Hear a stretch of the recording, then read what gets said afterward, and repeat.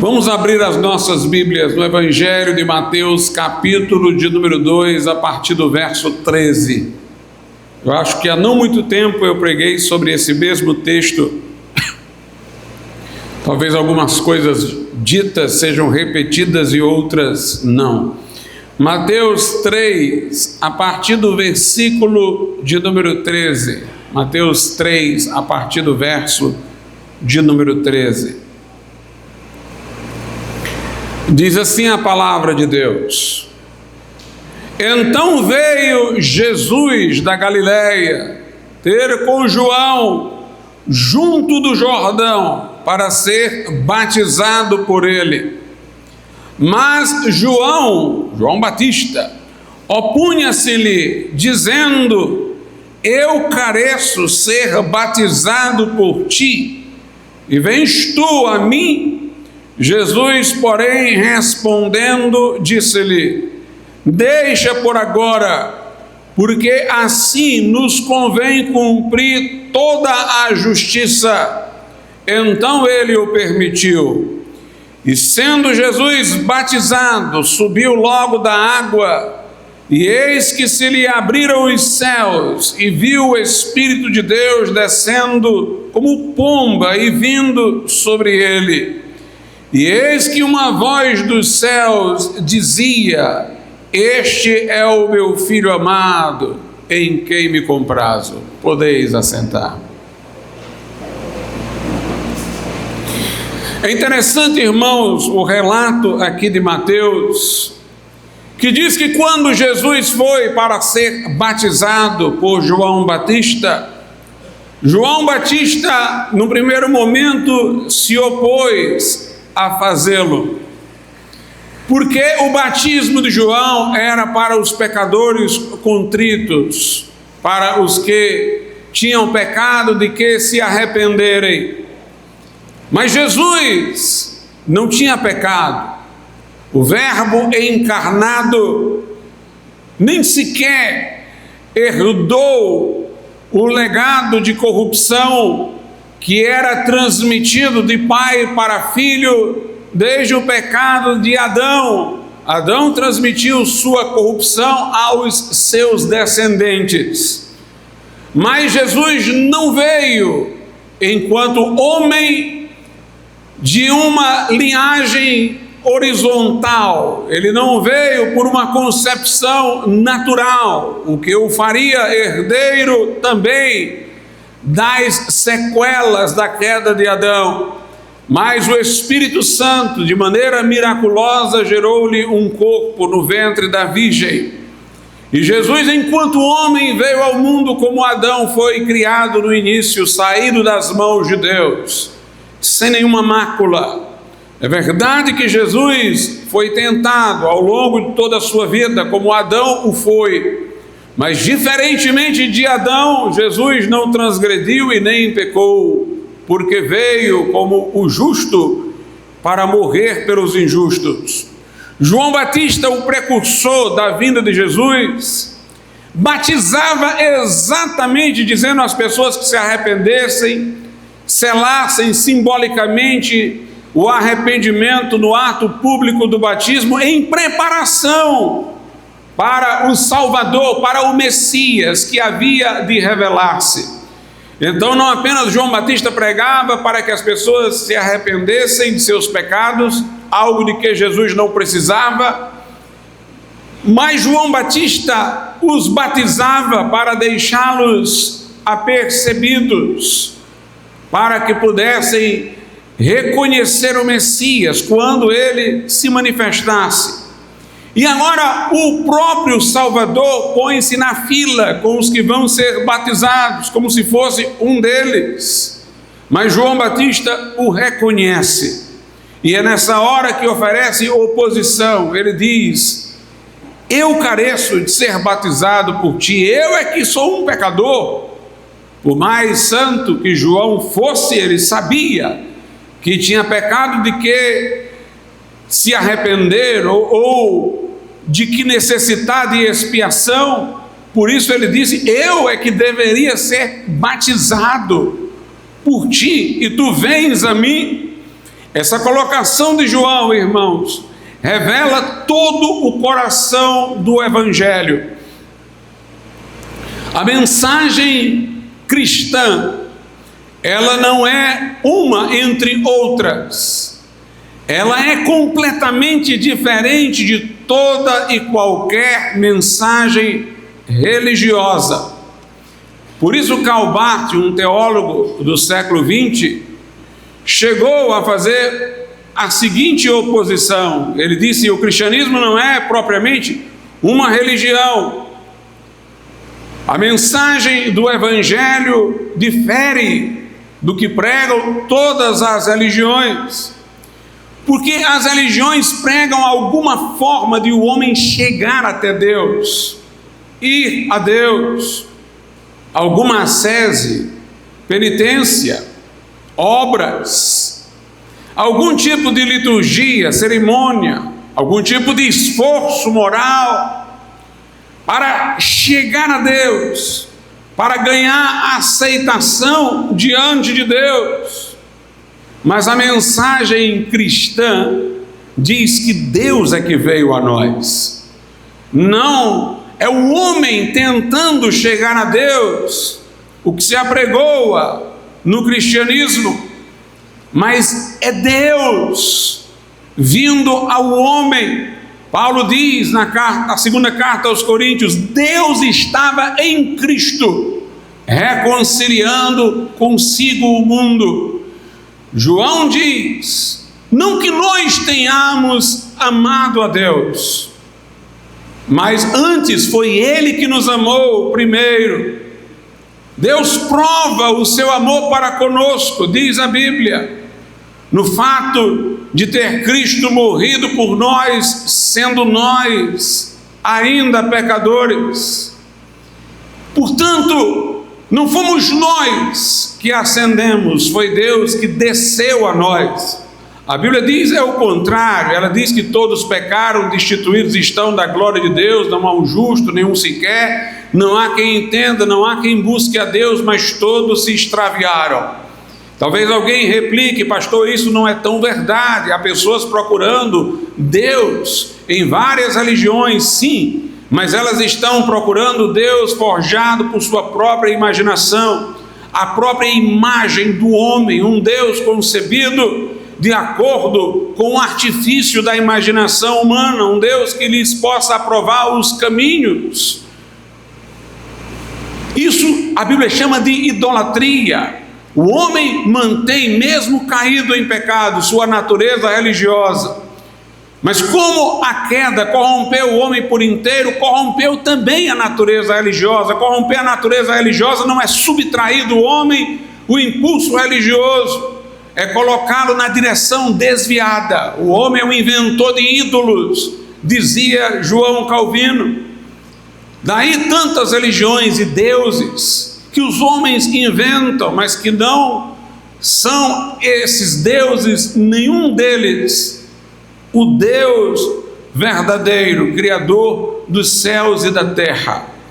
A Bíblia diz que nenhum homem naturalmente busca a Deus, mas Deus amou o mundo de tal maneira que deu o seu Filho unigênito, para que todo o que nele crê não pereça, mas tenha a vida eterna. Jesus disse: para isso se manifestou o Filho do Homem, para buscar e salvar o que se havia perdido. A mensagem, portanto, é que sem que nós mereçamos, sem que nós estivéssemos indo adequadamente atrás de Deus, Ele ainda assim nos amou e enviou o seu Filho para vir buscar, para vir nos encontrar, nos tirar da perdição ao custo de sua própria vida, entregue por nós na cruz do Calvário. E aqui nós temos isso quando João diz: eu deveria ir, tu vens? Nós é que éramos os ingratos, transgressores e desobedientes.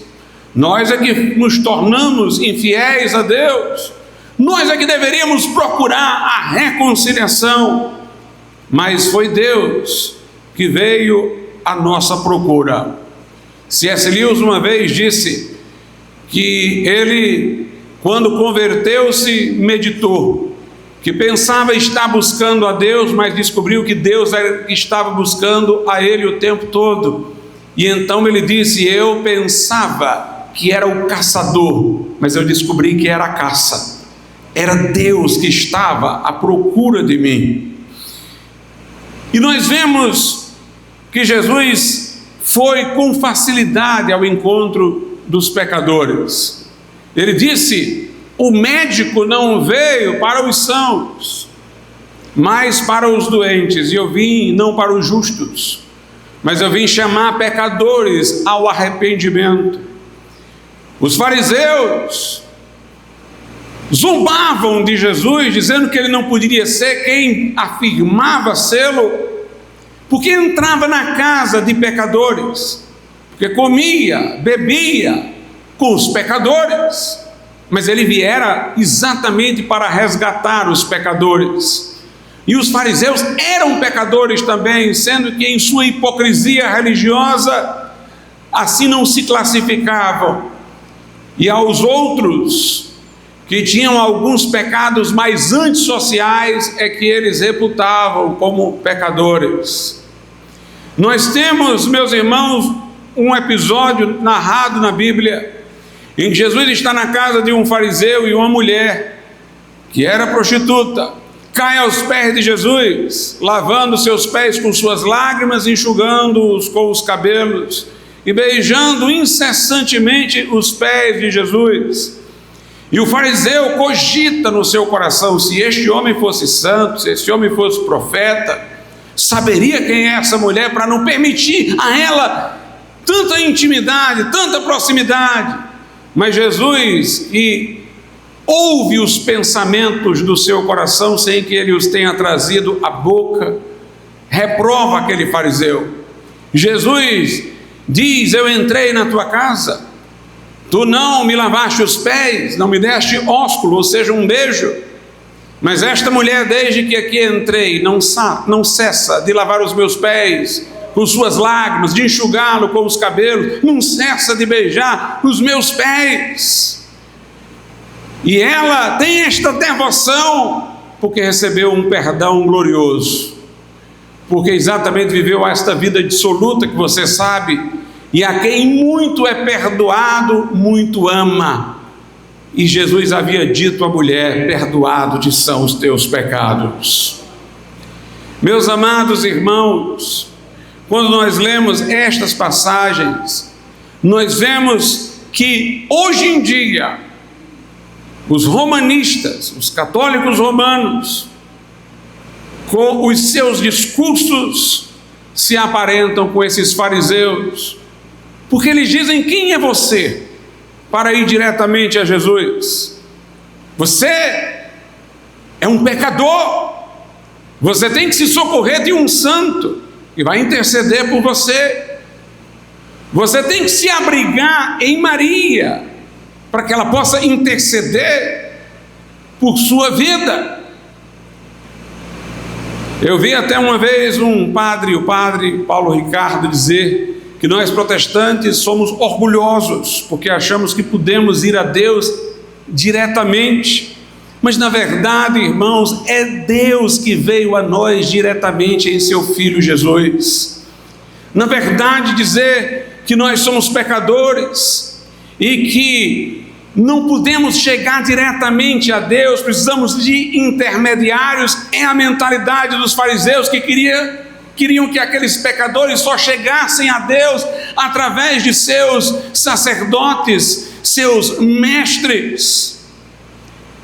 Na realidade, este tipo de pensamento que pretexta humildade, na verdade, ele nega o amor grandioso de Deus por nós, pelo qual Jesus morreu por nós, sendo nós ainda pecadores. Foi Jesus que veio, foi Jesus que se fez carne e habitou entre nós, que acolheu a mulher samaritana, que era uma mulher transgressora, que transformou e entrou na casa de Zaqueu, um publicano rejeitado. por seus negócios ilícitos, mas que se arrependeu e foi transformado, que apareceu a Saulo de Tarso, perseguidor da igreja, e mudou-lhe a vida. O médico veio para os doentes, não para os sãos. E aqui Jesus quer mostrar que ele veio por amor de nós. O raciocínio de João Batista é o raciocínio humano natural. Eu é que deveria ir a ti, tu vens a mim, mas ele coloca isso em forma de pergunta, porque está aberto ao entendimento que Jesus vai lhe dar e consente com o que Jesus lhe diz. Veja a resposta de Jesus, verso de número 15. Jesus, porém, respondendo, disse-lhe: deixa por agora, porque assim nos convém cumprir toda a justiça. Então ele o permitiu. Meus irmãos, por que Jesus foi se batizar nas águas, não sendo ele um pecador de que necessitasse de arrependimento? Jesus se batizou nas águas para se identificar conosco. Exatamente para isso ele veio, não para cometer pecados, mas para morrer em lugar dos pecadores, para levar sobre si os nossos pecados, para na cruz ser atravessado pelas nossas culpas, como se ele fosse pecador, mas na verdade não por causa de algum pecado seu, e sim por causa dos nossos pecados que ele tomou sobre si. Jesus ali estava se identificando com os pecadores. O Otmani diz até uma coisa interessante, ele diz: se na imersão naquelas águas, os contritos que vinham simbolicamente estavam deixando seus pecados nas águas, quando Jesus foi imerso, ele não deixou o pecado nas águas, ele tomou os pecados lá deixados e os levou sobre si. Ele mergulhou para tomá-los sobre si, simbolicamente. Por isso que ele disse: importa cumprir toda a justiça. Ele está referindo-se à sua futura morte, porque a justiça de Deus exigia que o pecado recebesse retribuição, que pelo pecado houvesse castigo, houvesse penalidade correspondente. A justiça de Deus clamava pela reparação da ordem moral violada pelo homem, por alguma compensação, pela petulância e arrogância do homem de ter se levantado contra Deus mediante os seus pecados. Mas Jesus está tomando os pecados para levá-los à cruz, onde os pecados seriam devidamente punidos, não em nós, mas nele, o justo que morreria no lugar dos injustos para levar-nos a Deus. Aliás, se ele fosse um pecador como nós, ele nem poderia levar os nossos pecados, porque pelo seu próprio pecado já deveria ser sentenciado também a morte eterna, e não podendo nem sequer resolver o seu problema, não resolveria muito menos o nosso. Mas sendo ele justo, ele pôde morrer no lugar dos injustos para levar-nos a Deus. O Filho de Deus, consubstancial ao Pai, aquele que disse: eu e o Pai somos um, aquele que disse estar junto do Pai antes da fundação do mundo, aquele que é Filho unigênito de Deus, Deus de Deus, luz de luz, verdadeiro Deus, o Verbo que estava no princípio com Deus e era Deus, se fez carne, se fez homem, e como homem inocente e justo, tomou sobre si os nossos pecados para pagar o preço de resgate pelas nossas vidas na cruz do Calvário. Então ele disse: deixa.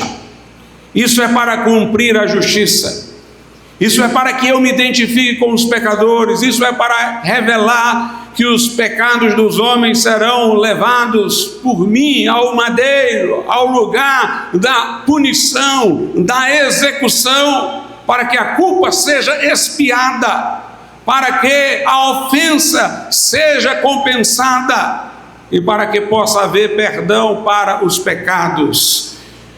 Convém cumprir toda a justiça. João entendeu e consentiu. No verso de número 17, a Bíblia diz que quando Jesus saiu das águas, os céus se abriram e o Pai, Deus Pai, disse lá do alto: este é meu filho amado, em quem me comprazo. Note, há aqui um paradoxo.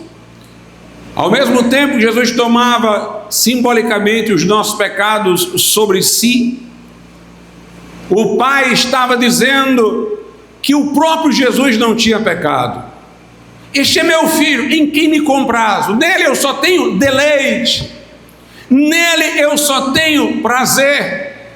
Este é o homem, porque Jesus havia se feito homem, que me satisfaz, que atende à minha lei. Então nós vemos neste texto que enquanto homem, Jesus foi aprovado pelo Pai como alguém em quem o Pai tinha deleite, porque nele só havia obediência, retidão e santidade. E exatamente este santo, reto, e João Batista em sua intuição tinha até razão, eu é que deveria ir a ti. Este Jesus santo e reto, para cumprir a justiça que exigia retribuição para os nossos pecados, pena para os nossos pecados, os estava levando sobre si, para que nós mesmos não fôssemos condenados ao inferno eterno, mas por ele obtivéssemos perdão para as nossas culpas. Nós temos aqui, irmãos, um momento em que toda a Trindade se revela. Quando o Pai diz: este é meu filho amado, em quem me comprazo, nós vemos para quem Jesus iria morrer na cruz: para o Pai. Iria levar os nossos pecados à cruz para pagá-los, ia se fazer sacrifícios pelos nossos pecados, oferecido ao Pai em nosso lugar. É interessante que lá na cruz nós vemos uma coisa diferente. Quando Jesus está crucificado, ele diz: Deus meu, por que me desamparaste? Note, o Pai aqui diz: este é meu filho amado, em quem me comprazo. Mas lá na cruz Jesus diz: Deus meu, por que me desamparaste? O que houve? É porque lá na cruz os nossos pecados estavam sobre Jesus, ele estava recebendo a sentença que era para nós, e o Pai não pôde estar com ele ali, porque o Pai estava enxergando sobre ele os nossos pecados. O Pai se ausentou, o Pai virou o rosto, porque em Jesus a justiça de Deus estava sendo satisfeita, a ira de Deus aplacada. Ali, com os nossos pecados sobre si, o Pai, que não pode se aproximar do pecado, se ausentou. Se dependesse de quem Jesus era, o Pai estaria sempre com ele. O Pai é que diz: é o meu filho em quem eu me deleito. Mas lá na cruz, não por causa de quem ele era, mas por causa do que ele estava levando sobre si, os nossos pecados, o Pai se ausentou do Filho, e Jesus ali morreu como sacrifício oferecido pelos nossos pecados, sacrifício oferecido ao Pai, para aplacar a ira de Deus, satisfazer a justiça, compensar a ordem moral. A Bíblia Sagrada inclusive diz que quando nós, arrependidos dos nossos pecados, nos refugiamos em Cristo como nosso Salvador, e o sangue de Cristo apaga os nossos pecados diante de Deus, naquele momento nós nos tornamos agradáveis a Deus como se fosse o próprio Cristo. É como se lá na cruz Jesus fosse desagradável ao Pai, porque levava os nossos pecados sobre si. O Pai disse que não estaria com ele ali. Ele disse: Jesus meu, por que me desamparaste? Mas na vida de Jesus, antes da cruz, o Pai o estava sempre atendendo e nele se deleitava. E nós, antes de recorrermos a Cristo estávamos mortos espiritualmente, mortos para Deus. Essa é a linguagem da Bíblia: separados da vida de Deus, mortos espiritualmente em delitos e pecados. Mas agora que nos arrependemos e cremos, Deus nos deu vida juntamente com Cristo, nos fez renascer em Cristo, e agora Deus nos olha e se deleita em nós, apesar de não sermos perfeitos, mas Deus vê Cristo em nós, como nos viu lá na cruz. Nos vendo na cruz, Ele virou o rosto em relação ao Filho, vendo Jesus em nós, apesar das nossas debilidades, Ele se deleita em nós. Veja o que a Escritura diz lá em Efésios sobre isso. Efésios, capítulo de número 1, versículos 6 e 7. Para louvor da glória de sua graça, Deus nos salvou para que a sua graça fosse louvada, pela qual nos fez, note, agradáveis a si no amado. Deus nos fez agradáveis a Ele. Deus está dizendo do crente agora: este é meu filho em quem me comprazo. Mas nós somos agradáveis no amado, que é Cristo. Assim como Jesus na cruz aparecia ao Pai como se fôssemos nós, nós agora aparecemos ao Pai como se fôssemos Cristo. Somos agradáveis no amado. E diz o verso 7: em quem temos a redenção pelo seu sangue, a remissão das ofensas, segundo as riquezas da sua graça. Então nós vemos nesta cena de Mateus, Jesus, o justo, aquele que deleitava o Pai por sua obediência, identificando-se com os pecadores para futuramente fazer esse sacrifício por nós lá na cruz e se oferecer ao Pai em nosso lugar, para nos resgatar do castigo que era para nós. Mas a Escritura diz que quando Jesus saiu das águas, Mateus 3, verso 16, também o Espírito Santo se manifestou. E sendo Jesus batizado, subiu logo da água, e eis que se lhe abriram os céus, e viu o Espírito de Deus descendo como pomba e vindo sobre ele. O Espírito Santo também tem uma participação em tudo isso. Foi o Espírito Santo que gerou o corpo de Jesus no ventre de Maria. Jesus, ao ter se feito homem, não valeu-se de sua onipotência e onipresença, mas ficou no limite das nossas condições. Nenhum dos milagres que ele fez pelo poder que tinha em sua própria divindade. Ele fez como um homem ungido pelo Espírito Santo, como os profetas, que eram seres humanos, os apóstolos depois de Jesus, que eram seres humanos, fizeram milagres através da unção do Espírito Santo. O Espírito Santo, portanto, gerou e equipou a humanidade de Jesus. Lá no ventre de Maria lhe proveu um corpo, aqui no batismo lhe proveu unção para o seu ministério. Toda a Trindade está correlacionada no evento máximo da nossa salvação. A Bíblia diz que Jesus ofereceu o seu sangue imaculado a Deus pelo Espírito eterno. Não fosse o Espírito, ele não teria um corpo e o sangue pelo qual se ofereceu ao Pai.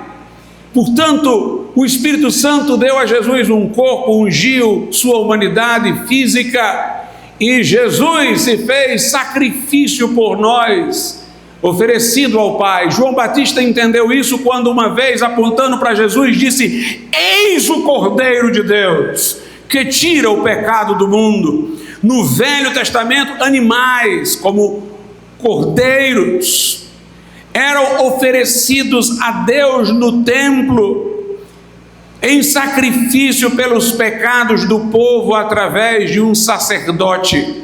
A Bíblia diz que o sangue daqueles animais, lá na carta aos Hebreus diz, não podia perdoar pecados, mas ali era uma representação, era como se fosse apenas uma purificação cultural. Era considerado purificado quem oferecesse o sacrifício. Lá em Hebreus chama isso de purificação segundo a carne, do lado de fora, exteriormente. Não significava o perdão diante de Deus, mas significava que pela liturgia judaica, aquela pessoa que pecara e oferecer o sacrifício através do sacerdote estava considerada livre do castigo.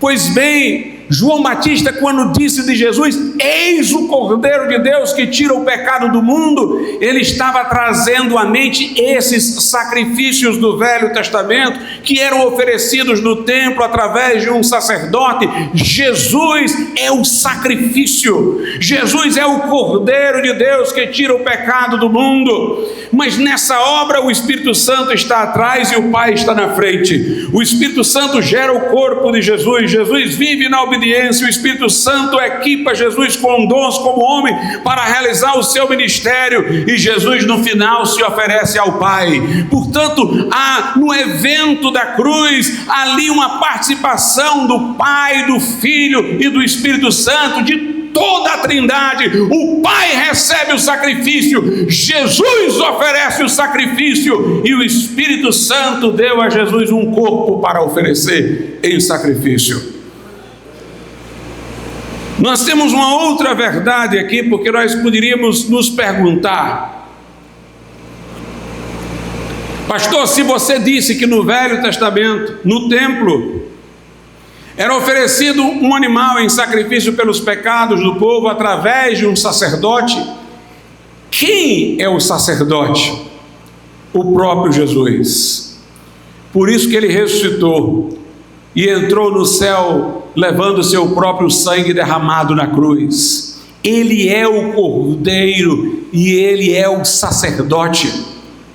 Por isso que nós dizemos que Jesus é o único e todo suficiente Salvador. Ele não tem secretários, ele não tem auxiliares, ele morre e ressuscita para oferecer o sangue que derramou na cruz. Não tem ajudantes, não tem santos, intermediários, padres, sacerdotes humanos. Ele é o sumo sacerdote que se oferece a si mesmo.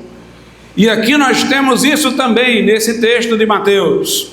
Veja só, quando Jesus foi ser batizado por João, o outro evangelista diz que Jesus tinha 30 anos. 30 anos era a idade de consagração de um sacerdote do Velho Testamento, de acordo com a lei de Moisés. Quando o sacerdote era consagrado no ofício, ele tinha que se lavar e ele era ungido com óleo. Jesus, ao descer as águas do batismo por João Batista, se lavou. E quando o Espírito Santo desceu sobre ele, o ungiu.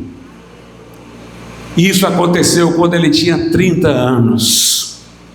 Jesus é o nosso sacerdote. Portanto, ali é o estabelecimento de Jesus também como sacerdote. Ali é a sua consagração ao sacerdócio. Ele é o sacrifício e ele é o sacerdote. É interessante que quando Jesus sai das águas, a Bíblia diz que os céus se abrem. Tanto o Espírito Santo desce em forma corpórea de pomba, como o Pai diz, deixa meu filho amado em quem me comprazo. Mas note, os céus se abrem. Jesus é aquele que abre os céus para nós. No Velho Testamento, Jacó teve uma visão quando fugia de seu irmão Esaú, ou melhor, teve um sonho. Lá em Gênesis 28, veja o sonho de Jacó, a partir do verso de número 12. E sonhou, e eis uma escada posta na terra, cujo topo tocava nos céus. E eis que os anjos de Deus subiam e desciam por ela. E eis que o Senhor estava em cima dela. E disse: eu sou o Senhor Deus de Abraão, teu pai, e o Deus de Isaque. Esta terra em que estás deitado darei a ti e a tua descendência, e a tua descendência será como o pó da terra, e estender-se-á ao ocidente, ao oriente, ao norte, ao sul, e em ti e na tua descendência serão benditas todas as famílias da terra.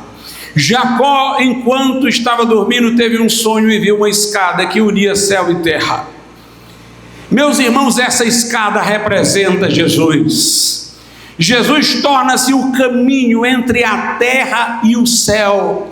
Lá no Evangelho de João, inclusive, Jesus diz que o seguinte: vocês ainda vão ver os anjos subindo e descendo sobre o Filho do Homem. E aqui é dito que por esta escada que Jacó viu, os anjos subiam e desciam. Que coisa impressionante! A escada representa Jesus.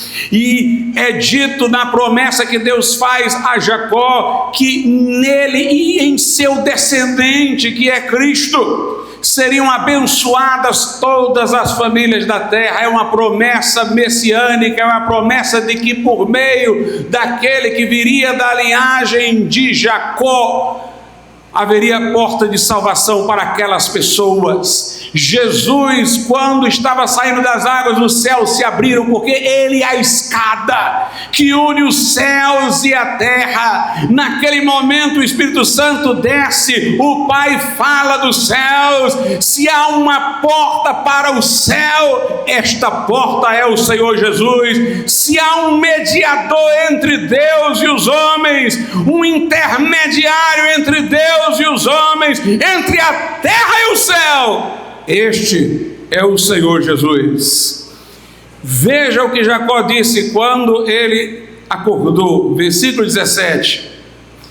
Eu vou ler o 16. Acordando, pois, Jacó do seu sono, disse: na verdade o Senhor está neste lugar e eu não o sabia. E temeu e disse: quão terrível é este lugar! Este não é outro lugar senão a casa de Deus, e esta é a porta dos céus. Na verdade, Jacó estava se referindo àquele lugar, mas não àquele lugar de maneira permanente, como se aquele lugar virasse um lugar sagrado, mas aquele lugar naquele instante, naquele momento, dentro do contexto da experiência que ele tinha tido. Ele diz: Deus estava aqui, Deus estava falando comigo, e eu não estava inicialmente percebendo. Ele diz: quão terrível é este lugar. É mais uma referência à experiência em termos geográficos, a experiência como o lugar em que ele está. Quão terrível é este lugar! Este não é outro lugar senão a casa de Deus, e esta é a porta dos céus. Lá em João capítulo 10, Jesus diz: eu sou a porta, quem entrar por mim salvar-se-á. Em João 14:6, Jesus diz: eu sou o caminho, a verdade e a vida, e ninguém vem ao Pai senão por mim. Em Atos 4:12, Pedro diz: e nenhum outro nome há dado debaixo do céu pelo qual havemos de ser salvos, a não ser o nome do Senhor Jesus Cristo, porque diz Pedro: em nenhum outro há salvação. Ele é a porta dos céus. Jesus é o sacerdote que oferece o sacrifício. Jesus é o sacrifício que é oferecido ao Pai. Mas, meus irmãos, o sacrifício era oferecido a Deus no Velho Testamento por um sacerdote dentro de um templo. O templo, para o judeu, era um lugar sagrado. De certa maneira, ninguém na liturgia cultural judaica era considerado alguém purificado de seu pecado. Note, isso não quer dizer que valia diante de Deus, mas valia dentro da nação judaica, dentro da liturgia judaica. Ninguém poderia ter o perdão de seu pecado sem ir ao templo. Era no templo que o sacerdote oficiava. Era no templo que o sacrifício era oferecido. Era do templo que a pessoa era perdoada. Jesus quer manter tanto essa ideia do sacrifício do templo como um local onde alguém pode ser perdoado, que ele contou uma história de um fariseu e de um publicano que entraram no templo. E o fariseu, em sua oração, fazia apenas alusão à sua fidelidade religiosa, que dava o dízimo, que jejuava, confiava em suas próprias obras, e Jesus disse: esse daí saiu do templo condenado. Mas o publicano mantinha-se dentro do templo à distância, e contrito batia no peito, provavelmente vendo a oferta dos sacrifícios, e dizendo a Deus: sê propício a mim, que sou pecador. E Jesus disse que o publicano saiu do templo justificado. Pois bem, meus irmãos, entendendo aqui toda a tipologia do Velho Testamento, Jesus é o Cordeiro, Jesus é o sacerdote, mas Jesus também é o templo. Se era no templo que a pessoa obtinha o perdão, pela oferta do sacrifício, pela atuação do sacerdote que oficiava o sacrifício, é em Cristo que nós temos o perdão de pecados. Note, quando Jacó teve essa experiência, ele viu lá a coisa lá em cima, ele deu uma narrativa para uma experiência pessoal que ele teve num sonho. Ele deu uma narrativa em função do lugar, este lugar, como se ele quisesse traduzir no lugar o que ocorreu na sua experiência. É a casa de Deus, é a porta dos céus. Jesus é a casa de Deus, Jesus é a porta dos céus, Jesus é o templo. Por isso que ele disse ao paralítico que desceu ao seu encontro, depois de os seus amigos terem destelhado uma casa para fazê-lo descer por meio de cordas numa cama, num leito, Jesus disse ao paralítico, vendo a fé que ele tinha: perdoado-te são os teus pecados. Se o perdão era obtido na liturgia cultural dos judeus no templo, o perdão verdadeiro é obtido em Cristo. Ele é a casa de Deus, Ele é o templo.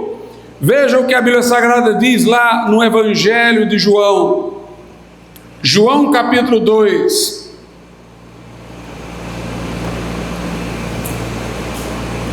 João 2, a partir do versículo de número 18. Responderam, pois, os judeus e disseram-lhe: que sinal nos mostras para fazeres isto? Jesus respondeu, João 2,19, João 2,19, Jesus respondeu e disse-lhes: destruí este templo, e em 3 dias o levantarei. Disseram, pois, os judeus: em 46 anos foi edificado este templo, e tu levantarás em 3 dias. Verso 21.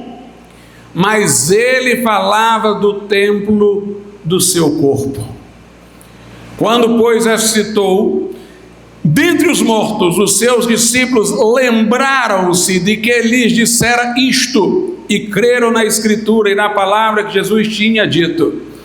Jesus está ali diante do templo dos judeus, e ele quer mostrar àquelas pessoas que aquele templo ali era prefigurativo.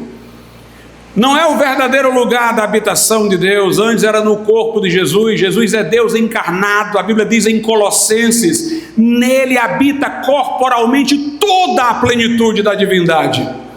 Está lá em Colossenses, no capítulo de número 2, verso 9, porque nele habita corporalmente toda a plenitude da divindade.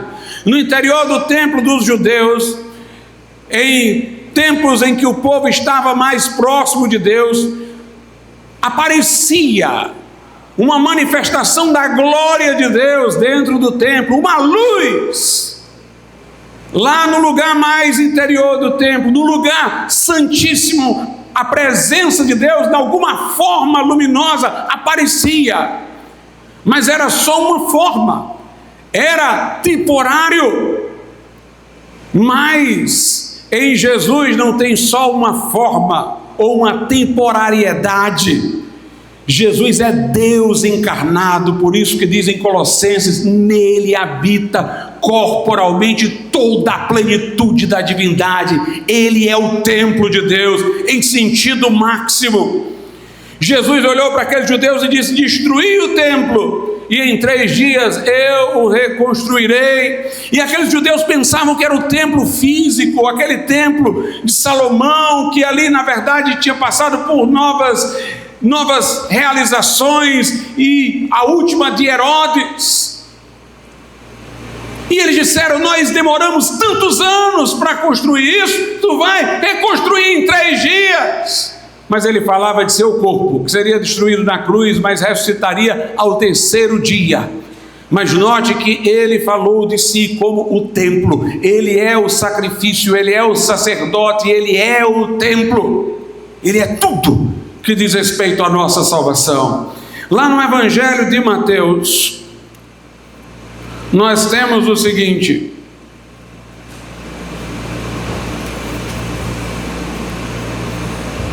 Mateus capítulo 12,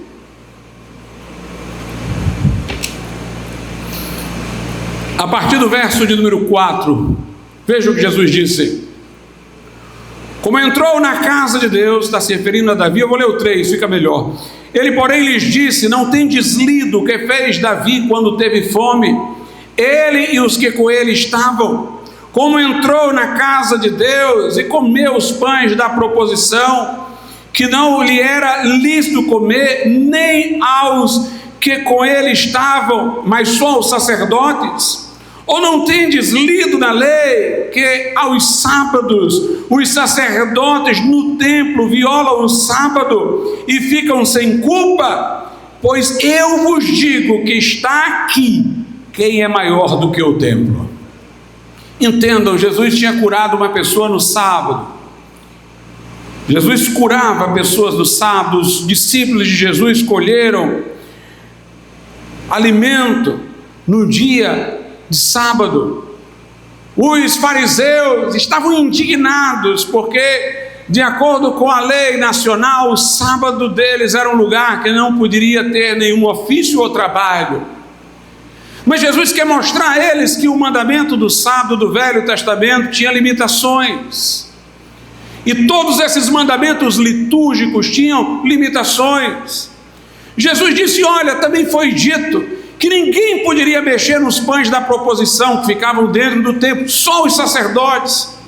Mas quando Davi estava fugindo de Saul, com um exército faminto, que teria que escolher entre comer aquele pão ou morrer, ou ser vencido pelo inimigo, eles tomaram daquele pão da proposição. Deus não os puniu, Deus entendeu que eles estavam diante de uma necessidade. E Jesus disse: olha, a circuncisão de uma criança é o 8º dia do nascimento. Se o 8º dia cair no dia de sábado, o sacerdote vai circuncidar a criança dentro do templo e vai trabalhar, porque a circuncisão é mais importante do que o sábado. Antes de Deus dar o mandamento do sábado para Moisés, já tinha instituído a circuncisão para Abraão.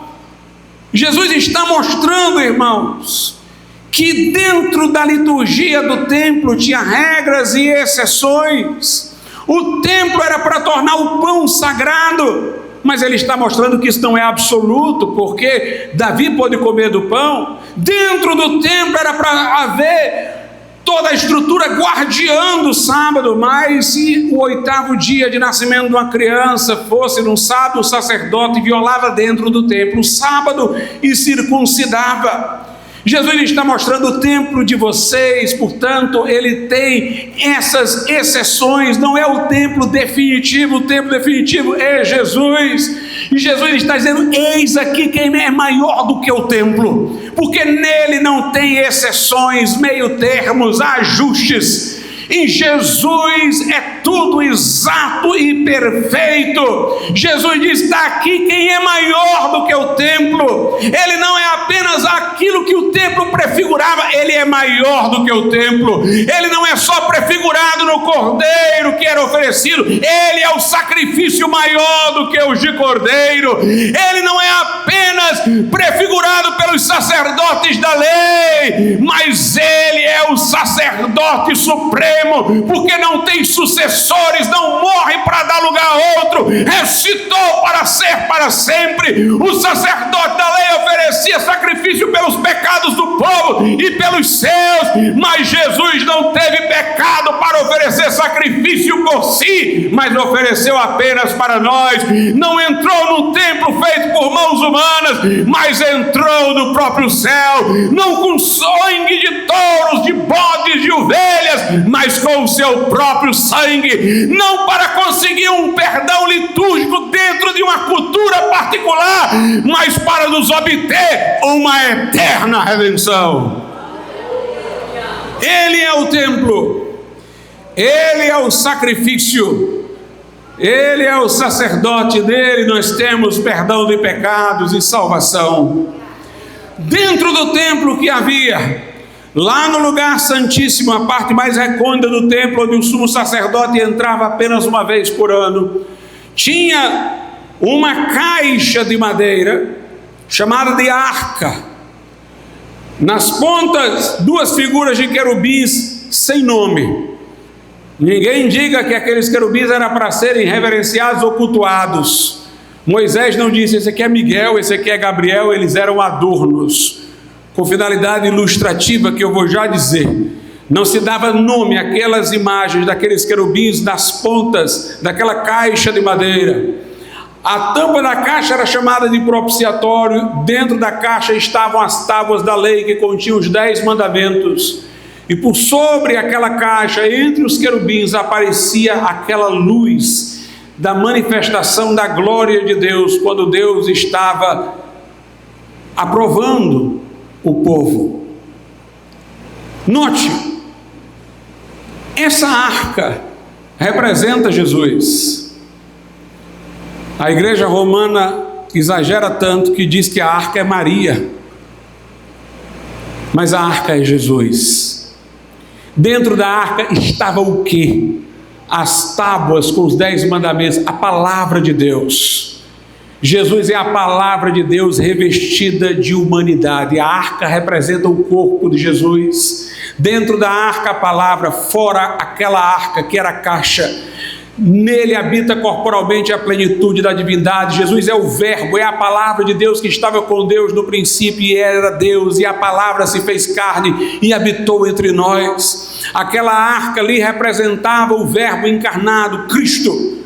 Por que tinha os querubins das pontas? Porque a arca ficava abaixo dos querubins, para dizer que quando Jesus se fez homem, ele se fez menor do que os anjos, como diz lá em Hebreus. Ele, sendo Deus, desceu à condição humana, abaixo dos anjos, se fez carne e habitou entre nós.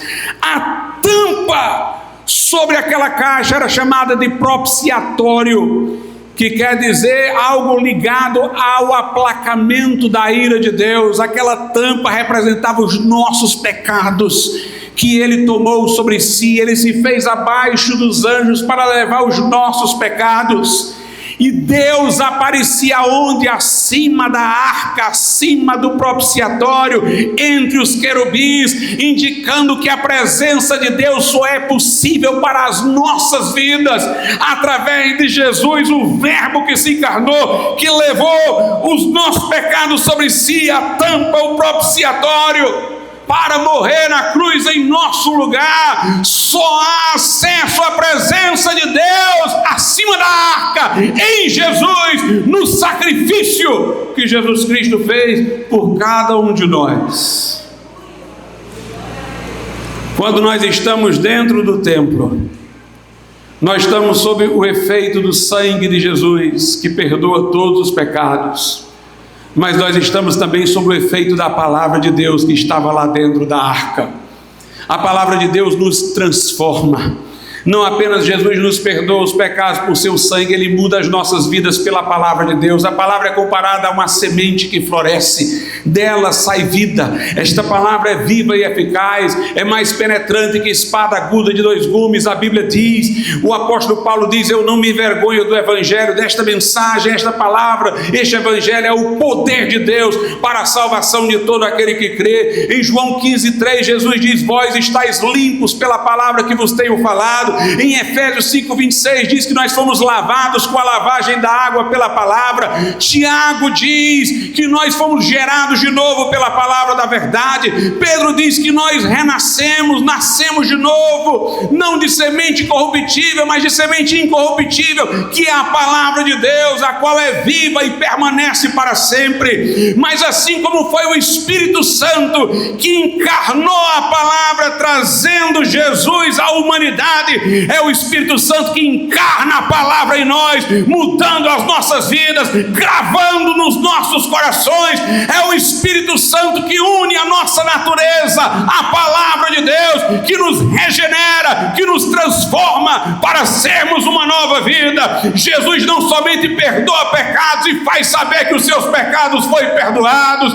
Jesus, ele liberta do poder do pecado, ele quebra a cadeia e o grilhão, ele liberta da escravidão aos vícios, ele dá um novo coração, um novo pensamento, uma nova vida. Como ele transformou água em vinho, ele transforma de uma hora para outra o teu coração e faz de ti uma nova criatura.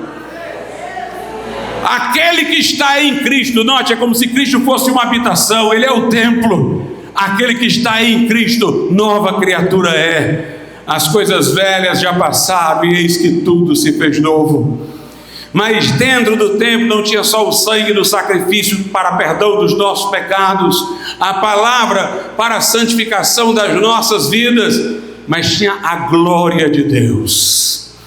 Aleluia, em Jesus Cristo nós temos acesso à glória de Deus, à presença de Deus, a presença de Deus que nos transforma. Lá na segunda carta aos Coríntios, no capítulo de número 3, veja o que a Bíblia Sagrada diz, 2 Coríntios 3, verso de número 18: mas todos nós crentes, agora com o rosto descoberto, refletindo como um espelho a glória do Senhor, nós estamos dentro do templo, estamos vendo a glória como crentes, enquanto nós vemos, ela se reflete em nós, mas todos nós com o rosto descoberto, refletindo como um espelho a glória do Senhor, somos transformados de glória em glória na mesma imagem, como pelo Espírito do Senhor. Aqui em 2 Coríntios, capítulo de número 4, verso 6, diz: porque Deus que disse que das trevas resplandecesse a luz, é quem resplandeceu em nossos corações para a iluminação do conhecimento da glória de Deus na face de Jesus Cristo. O crente, meus irmãos, ele sente a glória de Deus, ele está diante da glória de Deus.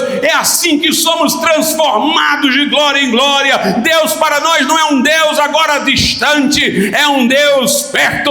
A glória de Deus não é algo apenas imaginado no céu, nós sentimos a glória de Deus aqui e agora, nós sentimos a presença do Senhor. Jesus é o sacrifício, Jesus é o sacerdote que oferece o sacrifício, Jesus é o templo onde você tem o perdão de pecados, Jesus é a palavra que lhe santifica, Jesus é aquele em cujo rosto brilha a glória de Deus, para nós sermos contempladores e transformados nela.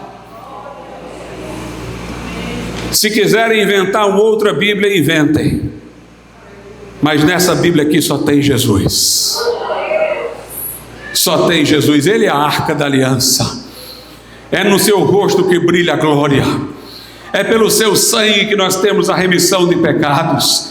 Ele é o verbo que se fez carne e habitou entre nós. Ele é o sacerdote que ofereceu-se a si mesmo por nós lá na cruz. Aqui não tem o pastor, não tem o papa, não tem o sacerdote humano. Aqui não tem Maria, José, Antônio, não tem aqui Pedro, Paulo, João. Aqui não tem, meus irmãos, uma instituição, um lugar sagrado. Aqui só tem uma pessoa, é Jesus. Tudo aponta para Ele. Ele é a escada de Jacó, Ele é o templo, Ele é o sacrifício, é o sumo sacerdote. Não sobra nada para ninguém. Venha Jesus, arrependa-se hoje dos teus pecados, arrepende-te dos teus pecados e venha Jesus, entrega a tua vida a Ele, clama por Ele, Ele vai trazer perdão para as tuas culpas, vai trazer mudança para o teu coração, vai trazer a glória de Deus para a tua vida árida. Venha Cristo nessa noite. Vamos ficar de pé.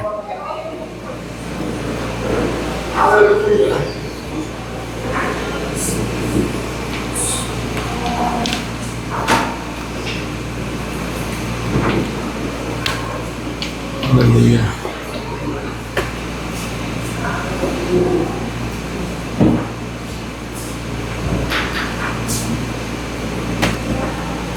Soberano Deus, eterno Pai, que o teu Espírito, ó Deus, fale aos corações nessa noite. Faça tua palavra, meu Deus, abrir o entendimento e dispor o coração, para que vidas possam acorrer ao Salvador nessa noite. Nós te pedimos isso, Pai, para a salvação de vidas, em nome de Jesus. Vamos cantar. Abre os meus olhos,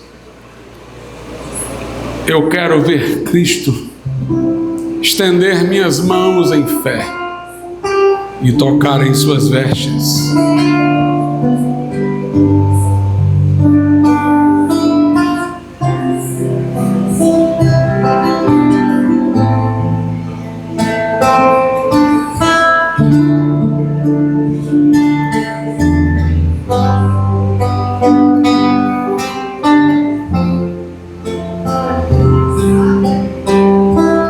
Abre os meus olhos,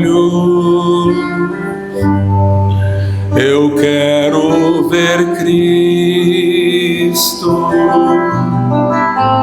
estender minhas mãos em fé e tocar em suas vestes. Abre os meus ouvidos, faz-me escutar-te. Abre os meus olhos, eu quero ver Cristo. Nessa noite eu pergunto: quantas pessoas nesse lugar dirão, pastor, eu não tive essa experiência com Deus ainda, de arrependido de meus pecados, entregar meu coração a Jesus e pedir que Ele perdoe minhas culpas e mude a minha vida. Eu quero que isso me aconteça nessa noite. Eu quero poder dizer como Jacó, falando de sua experiência: Deus estava aqui, eu não sabia. Este lugar não é senão a casa de Deus, a porta dos céus. Entrega nessa noite tua vida a Jesus. Onde você estiver, levante sua mão como eu estou fazendo, e eu quero orar por tua vida nessa noite. Você que quer entregar o coração a Cristo, confiar nele, somente nele, para a sua salvação. Hoje que você entendeu, levante a sua mão. Se você estiver desviado, afastado do caminho do Senhor, que um dia conheceu, levante também a sua mão se você quer se reconciliar com Deus e voltar-se para Ele. Faça como eu estou fazendo aqui na frente, e nós vamos orar nessa noite por tua vida. Você pode ir para casa e sair daqui sem que nada tenha lhe acontecido, porque você ouviu e não correspondeu. Mas você pode sair daqui uma pessoa transformada, pode sair no caminho do céu. Mas você precisa estar disposta a colocar-se com Jesus, sem nenhuma vergonha dos homens, porque Ele morreu por você naquela cruz, humilhado, ferido, zombado, e Ele não teve vergonha de você. Ele disse: quem me confessar diante dos homens, eu confessarei diante de meu Pai, mas quem se envergonhar de mim e das minhas palavras, eu terei vergonha dele na presença do meu Pai. Se você quer entregar a vida a Cristo, faça-o publicamente. Levante sua mão. Iremos orar por você. Deus abençoe, meu irmão. Quero convidá-lo a vir à frente nesse instante. E se houver mais alguém, alguém pode acompanhá-lo. Se houver mais alguém que quer entregar o coração a Cristo, que precisa se reconciliar com o Senhor, levante a sua mão e nós vamos orar. Nós vamos orar por tua vida. Deus está esperando por você. Há lugar junto à cruz para você também. Se houver alguém, saia de onde você estiver e junte-se ao nosso irmão nesse instante. Soberano e altíssimo Deus, nosso Pai, nós te louvamos e te agradecemos porque a tua palavra, meu Deus, foi semeada para florescer. Encontrou o coração, meu Deus, que a ela corresponde com a fé, com o arrependimento. Nesse momento que pelo sangue de Jesus os pecados do meu irmão sejam apagados e que sua consciência saiba disso, porque a tua paz vai assegurá-lo. Que o teu Espírito torne a tua palavra, meu Deus, uma semente a florescer, lhe dê nova vida, lhe traga, meu Deus, agora um novo coração, uma nova mente, e que ele, meu Pai, desfrute da tua presença, meu Deus, da tua glória, e que agora, meu Deus, peregrine com os que te seguem no caminho que conduz ao céu. Nós te louvamos por este momento, com sua vida, e damos-te graças, em nome de Jesus. Amém, Senhor, e amém.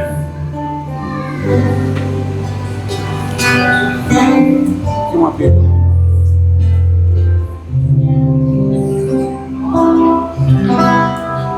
Podeis assentar, irmão.